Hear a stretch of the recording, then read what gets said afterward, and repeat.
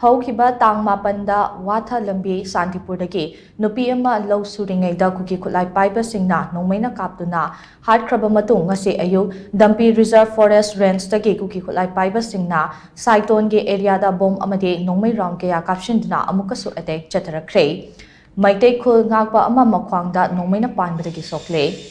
MEITEI KHUL SING Tamna NONGMEI kapshilakpagi thodok asi ngasi ayu anganba chawrakna pung ohumnom tarakpa adwaidagi haurakibani Kuki Singna Chatharakkhre attack adugi paukum oina KHUL NGAKPA Singnasu handuna Nongmei round kaya kapki hairi thodok thokpamdagi fangba paw amagi matung inna Kuki Khutlai Paiba Singna attack Chatharakkhre adu Fogakchau Ikhai Police Station na konba Saiton Litan Pokpi Muslim Lekaidagi Khuga Turel Lanthoklakalaiba Dampi Reserve Forest Range ke Chingsang Parengdagini Chingsang Pareng asida Kuki Khutlai Paiba Singgi bunker matik chana lai hairi hairiba bunker sing asidagi attack ase Chatharakkhre Nongmei kapagi paw adu hek fangbaga Bishnupur District Police amadi commando gi team sing mafam aduda changsinkhre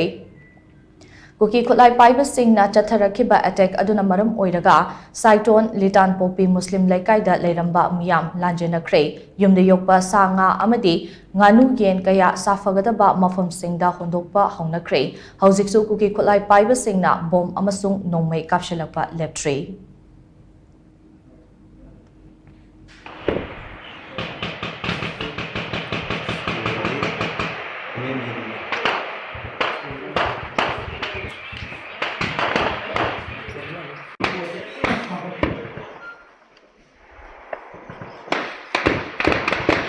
SHOKLE kabul fazna